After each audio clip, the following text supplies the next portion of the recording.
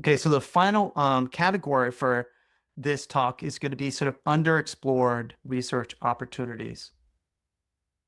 And again, just to let you know, this algorithm that has been pursued in traditional methods really is a broader algorithm that follows a machine learning approach.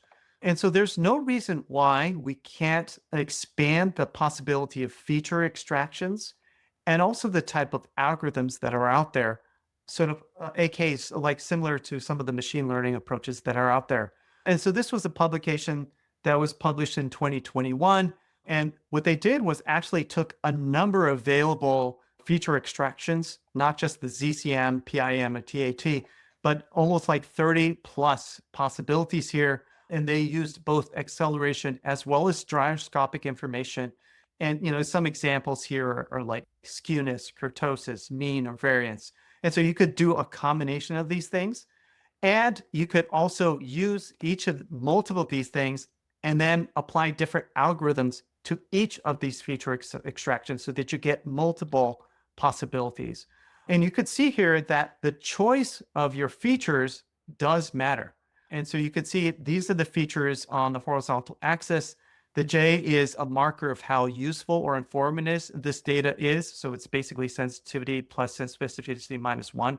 So it's better to have higher values. And you could see that, for instance, this gyroscopic mean did really well, whereas the skewness of the gyroscope did poor overall. So the choice of your feature matters, but also the choice of the algorithm upon which you use these features also matters. And so in this example here for GP75, GP75 works well with this hidden Markov model, but doesn't do well with this linear discriminant analysis. And interestingly, I think according to this study, the feature that worked best for the algorithm were these features, and all of them were interestingly sort of the gyroscopic values. So gyroscope measures rotation, and acceleration does much more sort of the principal axis movements. So there are probably some rotational information that is really missing in our present methodologies that are sort of worth exploring for the future. And as I mentioned, sort of call sort of the SADE method. So the SADE is the one that actually performed the best here out of all the 5 mechanisms with an ROC score, which is closer to this square here. And I think because the SADE method is just more nuanced, it sort of has standard deviation, mean, sort of intermediate levels. I think that's why it did a little better overall. And we're able to extract multiple features simply because our LabFront app platform does allow you to extract raw data. Yeah, I think the most we can do is 25 hertz actually, because when you get to 100 hertz, the amount of data is just way too much. And when it comes to data transfer and the amount of memory storage that's available on our watch. Now, the other part that I wanted to mention about is the component of the fact that we are transforming our 3-axis data that you obtain from the capacitive MEMS to the piezoelectric model. Now, in our adherence to the traditional actigraphy methods, we're really discarding 2 valuable types of information provided by the modern MEMS accelerometers. First, we're losing detailed specific movement data captured in momentary acceleration changes. So for instance, if, because the z-axis is perpendicular to your wristwatch space, the z-axis will reveal momentary changes. Z-axis will show that the action's like this. If it's a y, it's this, x, it's this. And when we're combining all that information into one acceleration, we're really losing that information. The second thing that we're ignoring is the directional context from the gravity vector that could tell us about the posture. So you can see here, it tells us how our arm is in position in relative to gravity. And again, in our process of really trying to match the traditional actigraphy method, that information. And what's really surprising to me, I've really done some extensive literature review, is how little research has explored utilizing the full potential of this 3-dimensional or gravitational information available from the capacitive MEMS accelerometers. We've essentially been forcing our rich modern data into the constraints of traditional actigraphy, like fitting a square peg into a round hole, rather than innovating new approaches that can leverage all this additional information. And I've really only found few studies that have taken advantage of this information. This was a study that was published in 2018, basically using an arm angle relative to gravity to create a specific algorithm, which they've designed here.